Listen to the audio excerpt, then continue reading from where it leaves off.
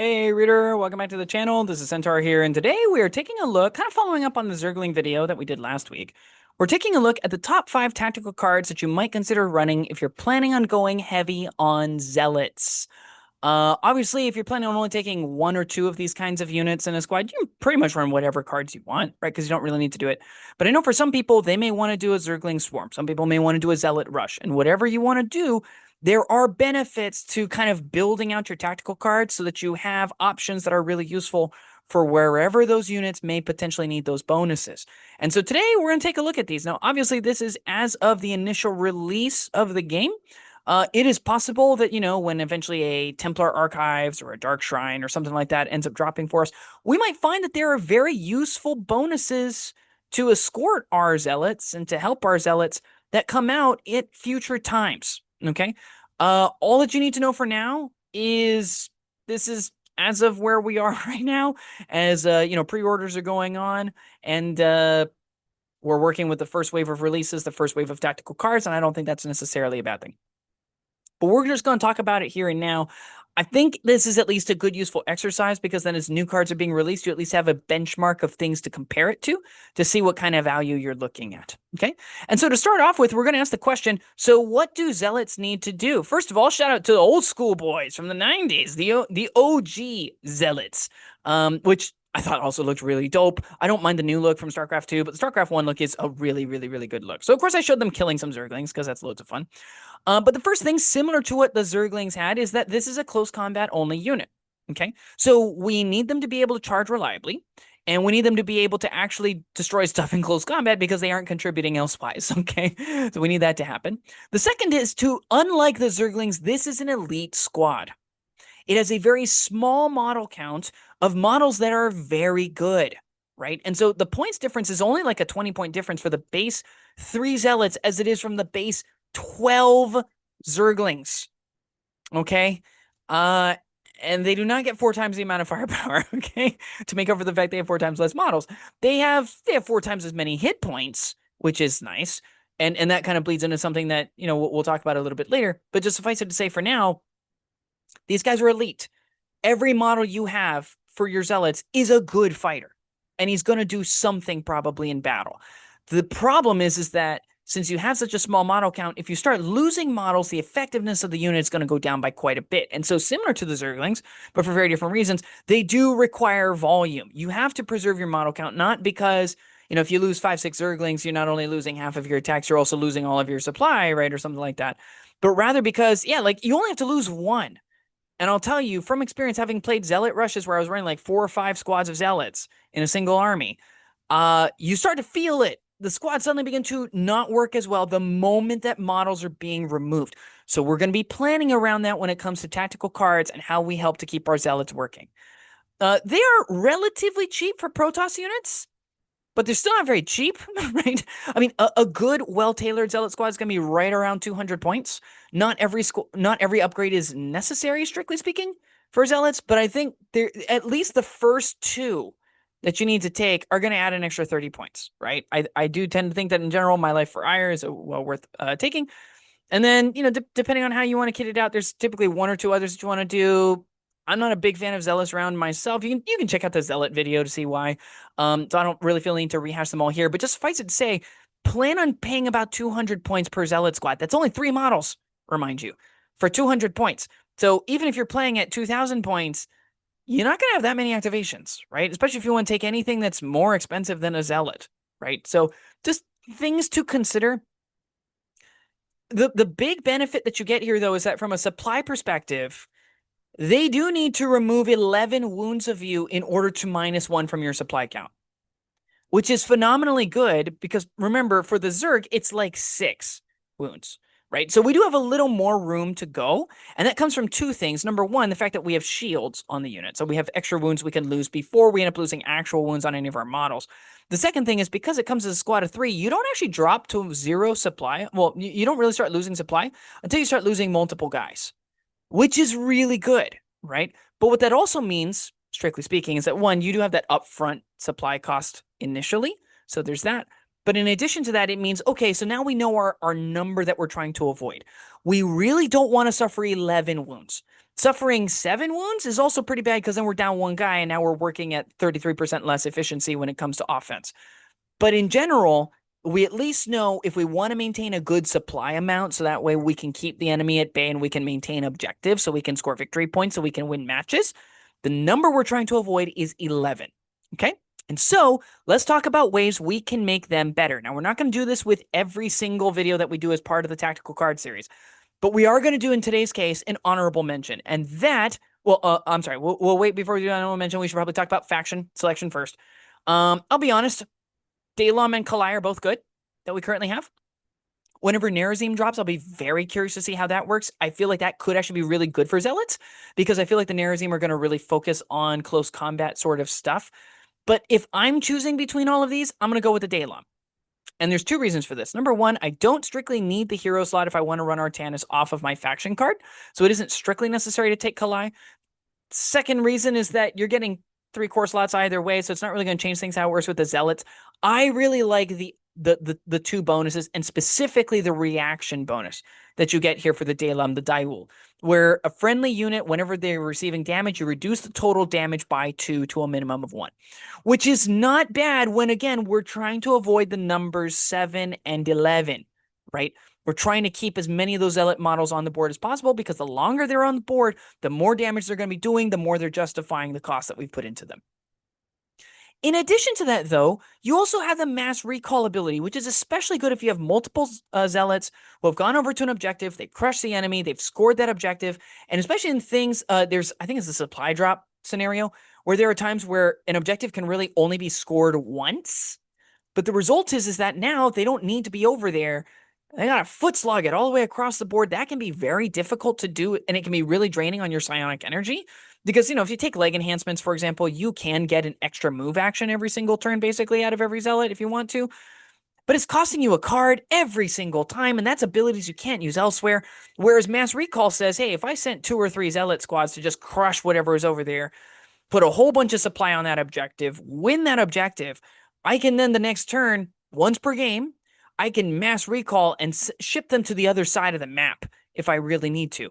And I can spend 1 card to do that. Right? Which is really, really nice. So I tend to find these are really good. Again, I don't have any problem with the Kalai one. The fact that the Kalai gives you the ability to perform, in the move phase, you can perform an activation and then immediately activate another activation is not only good because it means you can set up your Zealots a little bit better for charges in order to get multiple squads where they need to go. The bigger benefit that I think from that is that it means you can pass earlier in the movement phase because you're doing more of your movement phase is at a time.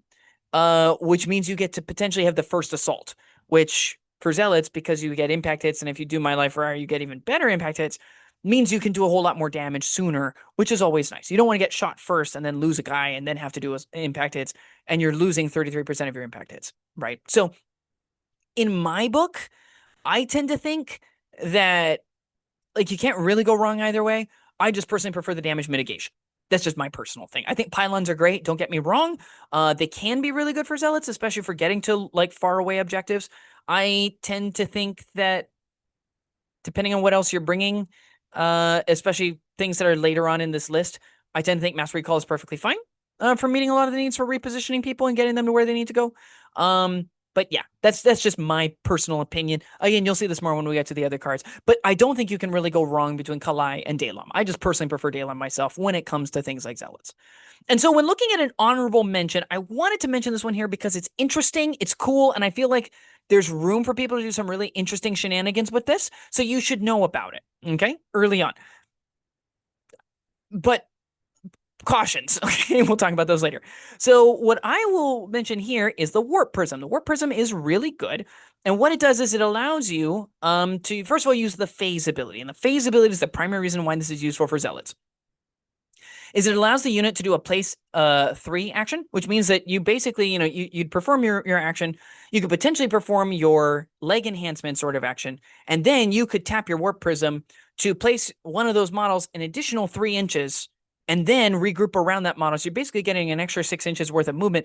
You can get a lot of movement off a Warp Prism, which is crazy good. Okay. It also has Warp Conduit, which allows you to kind of place a token beyond 10 inches of the enemy. And then at the end of the turn, you could place a unit from reserves there, which is a really nice setup with things like Mass Recall. or any other ability that allows you to place a unit from reserves. It's also just really nice on turn 1 where you didn't bring on your entire army, and then at the end of turn 1, you get to bring on even more of your army, and then at the beginning of turn 2, you might have the ability to bring on even more of your army, depending on how much of your supply you lost / how much more supply you were able to add from, between one round and the next, which is typically determined by skirmish versus standard in terms of size. But the real thing that benefits zealots here, because warp prisms are nice for everything. A lot of people are going to run warp prisms anyway, just because they're a useful thing to have. The real benefit is when you combine it with a Twilight Council. And the benefit of tying it with the TC is that you can tap the Twilight Council anytime that a place action is performed, which currently is like the Warp Prism and the Stalkers with the Blink upgrade, right? Those are currently the two. It gives you the ability to then perform a heal too. And currently, for Protoss, we don't have a way to heal people. So if we're trying to keep models alive, and in Zealots, because we don't have very many to start with, we really need to do this. When we end up doing top 5 tactical cards for Adepts, we're going to talk about this as well, because it's very important. This is the only way we have to heal them. Okay, we can't run medics, can't run queens. Maybe one of these days we'll have a cool sub-faction army that's like Raynor and Phoenix trying to escape Ire together, which would be awesome. Maybe we'll get like an end time sort of, like Artanis and Kerrigan and Raynor all together sort of thing, which could be kind of awesome. Having some sort of like mixed faction sort of thing would be great. But until such time as we get mixed factions, we do not have way for Protoss to heal wounds. We can block wounds, we can evade save relatively frequently if you're really good at placing sentries. But the result is we don't actually have a way to heal other than currently Twilight Council. It's the only way to do it. So you can move your zealots. They get into a scrap, they get into a fight, they clear out the stuff, they take in some wounds, and you're like, oh no, I don't want these guys to die. You can, in the movement phase, place them 3, heal 2, which is really nice. It also does give reserve deployment options, which is great. We love those. The big problem I have with this is that in order to make it really effective for Zealots, this is an 85 gas investment, which even if you're playing at 2,000 points, you have 200 Vespene gas to spend. That is 2 cards that you plan to devote to healing Zealots. That makes up almost half of your Vespene gas. I'm not sure it's the most effective, which is why it didn't make the list. However, it should be noted, this does happen, and it is quite effective, and it is very cool, okay? So you should know that, like, it's okay, okay? You can do this. It is a strategy. See if it works. I think it's a lot of investment for healing Zealots, okay? That's just my personal perspective. I tend to prefer using these cards separately and saving the Twilight Council for use with Stalkers, because Stalkers are already paying for the Blink upgrade. We're already doing the place upgrade, so they don't really need that one. And I prefer to use the Warp Prism more for warping in people at critical parts of the board where I need them at the end of turns, because it's a very efficient way to cross distance to an objective without getting shot, because then you get a move phase to kind of set up, you pass quickly, and then you charge in, and now you're only being shot by the units going after you plus pinpoints, right? Which is really nice. So this does exist. Use it as you will. You might even consider using Warp Prisms and Twilight Councils in your average build. How effective they're going to be with Zealots, I don't know. When looking at the Chrono Gate as our number 5 choice, I'm going to be honest, there's going to be a lot of gateways on this list, mostly because, like, almost a third of our current tactical cards are gateways for the for the Protoss. And one of their abilities, Quick Strikes, gives precision 2 in the close combat phase to the active unit. So that's pretty useful, right? And for those of you who may not be quite on up on what all of the terms mean, precision means that you get to convert 2 misses into hits, which is really nice. Even when you're hitting on something like a 3+, it's really nice when you can say, yeah, I'm going to be a lot closer to my ceiling than I otherwise would be. This one also gives you access to Zealous Charge, which means that the unit gains buff speed 2 when they're in the movement phase. Okay, which means that instead of being move 4, they're starting at like move 6, which means, they're getting an extra 2 inches worth of movement, which is not bad, right? It's a lot closer. It's a lower difficulty you need on the assault charge roll that you need in order to get into the enemy, which is awesome. Do note this does not stack and carry over into the assault phase. I don't think. I'm pretty sure that the buff speed 2 only applies for the phase. I don't think it applies for the whole round. Correct me on that if I'm wrong, but I'm pretty sure that's how it works. Quick strikes is the primary reason why this thing makes the list, right? This one I think is good for setting up charges that are more reliable. I don't think you actually get that much value for it. Especially since, again, like an extra 2 inches, there are certain turns where, because of where your deployment zones are and where the objectives are that you're trying to get to, you won't be charging this turn anyway. So the bus speed 2 is fine. It does help you get places where you're able to go, but there are other gateways that may do this job better. The other issue, too, is that you're spending 40 gas to get these bonuses, and there are other gateways that are cheaper, the non-chrono boosted gates, that, they cost 15 less gas. And sure, they're not giving an elite slot, but again, for the purpose of zealots, we're not looking at that. Elite is really nice because stalkers are cool. Immortals, I imagine, are going to be elites. They are pretty cool. So toward the end, I don't know. I like, that's here or there. The bus speed 2 for the 15 gas and the elite is probably roughly 5 gas, more or less, is how I'm kind of counting the math on these. Bus speed 2 is 10 gas worth. I don't know how much that's actually valuable, right? Especially since Chrono Gate is unique. You cannot take a lot of these. You can only take one of them. And that is admittedly a problem, by the way, for the Protoss in general. They only have like 2 cards so far that are non-unique. So just keep in mind, it's fine, but it's a pretty substantial investment for, I don't think, all that much by comparison to other cards for helping zealots. I tend to take Chrono Gates, but I also tend to take them because they give me that elite slot and I like running stalkers. So there's that.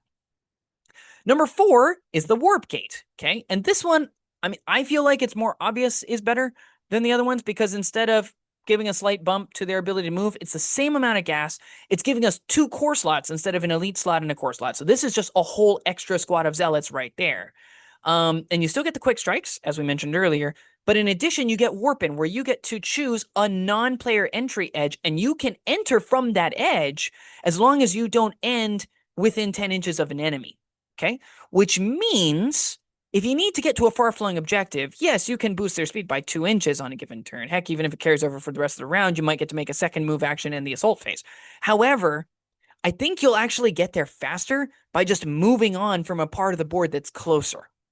Right now, it's worth noting, in some of the custom deployment options that people have created and have posted to the open beta testing site, there are a few, not many, but a few, I think, that were designed for free-for-alls, and like 3 or 4 player free-for-alls, where there are actually no non-player entry edges. Every edge is a player entry edge. So just keep that in mind. I am not saying that that is great. I am not saying that that is how it should be, and I'm not saying that that's how all of them should be designed. But know that there's a hypothetical universe where you show up to an event or something like that, where maybe they've pre-planned what some of these deployment things are just to speed along how events go. And in as much as that's the case, just know that you might have a situation where your warping doesn't actually work. Okay. I didn't take that into consideration, but just know that that's a possibility. I think there are some better ways to place people in different places than doing this off of the non-player edge, because sometimes you want things near the middle, and non-player edge doesn't actually help with that. In some cases, it actually hurts it, because you might have to get to the center while coming in the long ways from the short edges on a standard board or a grand board, in which case you're actually further away than if you came in from your normal deployment zone edge. Okay, so there's that. The big reason why it gets here is that, it's precision 2 while providing you with a whole extra zealot squad effectively, because of that +2 core, which is really nice. And I think it's a slightly more reliable way to get places than an extra +2 inches to potentially only 1 move.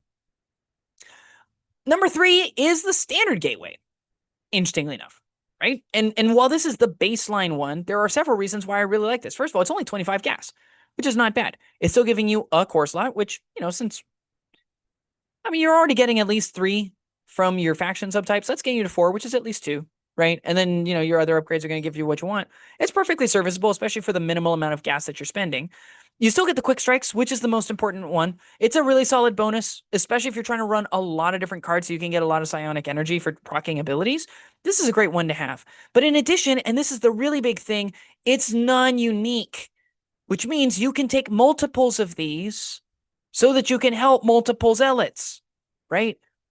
And if you're taking both of the 2 gates that we just talked about, they cost about the same as almost 4 of these. So asking yourself the question, would I prefer to have, some interesting deployment abilities, and maybe I take one of those, and then have another card that maybe can also be used for precision 2 if I really want it. So now how many precision 2s am I actually going to use? Or do I want to have 4 squads of zealots across my army with access to 4 precision 2s? That's the question. And I think this is a really great way of being able to get that. The other thing, too, that's kind of playing into this is there really is only currently one other non-unique card, and that's the Forge, which has Tough 1. And at one point, it was being ranked. I was going in alpha order. It was the first one, and it was there. Because Tough 1 is really nice because it means that, hey, we can block some wounds potentially to our squad, which is really nice. The problem is the second ability only benefits ranged attacks, so it doesn't really benefit Zealots. And I didn't personally feel like Tough 1 was enough to kind of get you into the realm of where the others already were. So worth noting, if you want to spam more than one of any tactical card for the Protoss, and you actually wanted to help Zealots, this is the best one to do it with. And so it made the middle of the pack. Now, the top 2 are, in my mind, auto-includes literally every single time that I run Protoss, as long as I have at least 80 Vespene gas. Okay, which is basically every time. We've only played, I think, one game under 800 points. But these 2 are like the first 2 that I typically go to, and everything else kind of fills in after and around that. So you should just know that I am probably pretty biased about these, but I really like these because of the fact that they are extremely, extremely useful.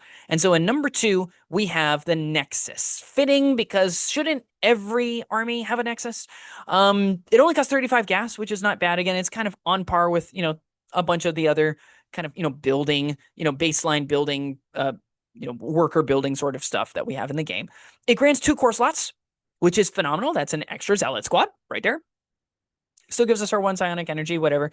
But the big reason why we like it is both of these abilities are absolutely bonkers with zealots. We're actually going to talk about the second one first, and we'll come back to Ancient Pride.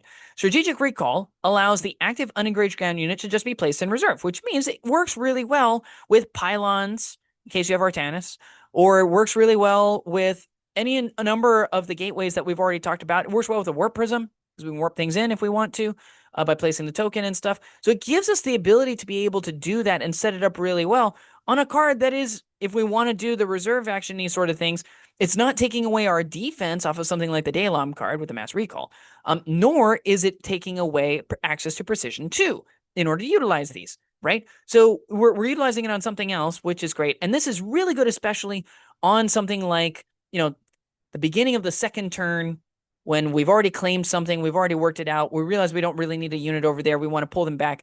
Or if a zealot squad just finished close combat, but they got really butchered and we're really afraid they might get beat up and maybe even reduced down or removed, and we want to be able to use them elsewhere, maybe to hold a backline objective that we don't really need a really big squad on, it's really nice to be able to just pull that unit back and then be able to drop them on at a different point and move up another squad that's going to be more effective. So on its own, Strategic Recall already places this really well on the list.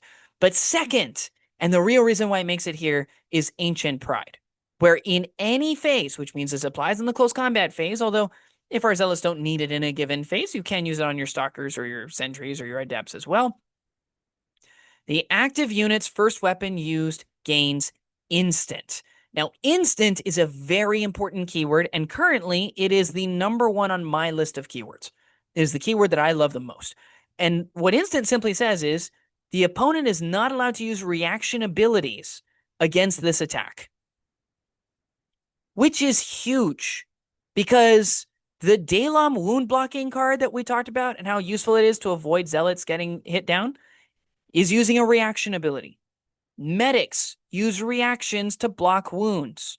Queens use reactions to block wounds.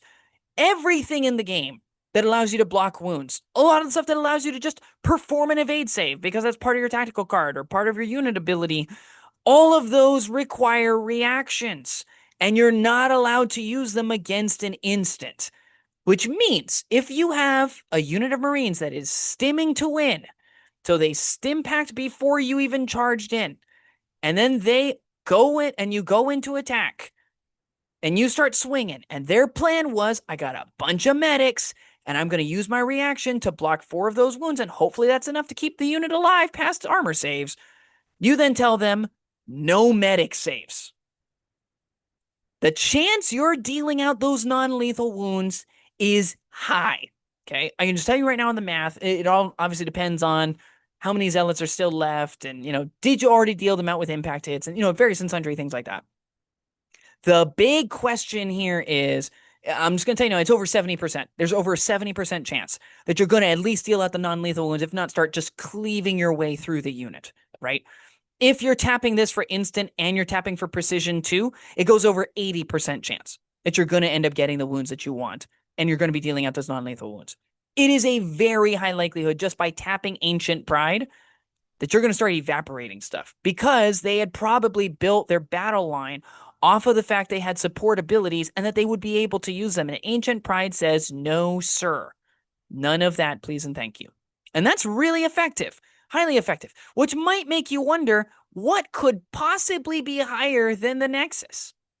Well, ironically, it's a card that if your opponent is also playing Protoss and they also have Nexus, so they have another way of doing instant damage, Nexus is probably better than this one because it relies on a reaction ability. But in my mind, this is actually what's most useful for the Zealots, because as great as 2 of my misses become hits, which may never happen, getting someplace which may not be as necessary or as effective, or even making something an instant, but maybe I'm in a part of a battlefield or I'm just facing an army that didn't rely on a lot of support abilities with reactions, right? Maybe they spent their points on something else. They went for more firepower instead of going for more, wound reduction. The following might actually be more useful because instant may not actually come up. There are builds that can negate instant. And so in my mind, the one that's most reliable, it comes up the most often, and it is the best as long as you're not fighting a heavy instant army, is Power Field. This one is, again, unique. It does cost 40 gas. It does give you access to a hero slot, though, which means if you're running it with the Daylom, you can still, as long as you take Power Field, you can still take Artanis, which is really nice. And future heroes like Phoenix coming down the line, my boy, coming down the line in a little bit. You get +1 elite, +1 core. All of that's great, too, just for helping out. It only gets 1 ability, but it can happen in any phase, which is really powerful. It is a reaction that doesn't also cost you psionic energy because it's on a psionic energy card, and it gives you that unit, whatever unit's being attacked, dodge 2. Now, dodge 2 is really important because unlike the Daylom card where you're blocking wounds, this one is blocking hits. So what it does is when an enemy would be able to surge or use critical hit in order to get wounds past your armor and stuff, this one says 2 of those dice, 2 of those hits are not moved into the pool. Now you tell yourself, well, blocking 2 is kind of like the Daylom card, right? Well, first of all, blocking 2 when we're trying not to hit 7 or not trying to hit 11 is actually really nice, right? But second, and more than that, and this is critical, it's not blocking 2 wounds. It could be blocking a lot of wounds because a Hydralisk can do like 2 damage off of every hit. But you're not blocking 2 damage, you're blocking 2 hits, which means you're potentially blocking 4 damage off of this card. And I can imagine that things like Ultralisks, Siege Tanks, Immortals, very high chance they're doing more than 2 damage. But Guardian Shell, off of the Power Field card, well, that's just going to help immensely, right? That's going to tell you, hey, we're going to make this so that we are not suffering nearly as many wounds against this Zealot unit. Now, I suspect Power Field was originally designed with Immortals in mind. I think that's where they originally had it, partially because, again, it's giving you an elite slot. So that's kind of what makes me feel this way. But I feel like on Zealots, having this card available for Zealots, when you really want a unit to remain at a good amount of supply, 2 supply. So it's very easy that, 1 or 2 Zealot squads can easily control an objective. And you want to make sure that they don't start dropping in terms of supply or efficiency.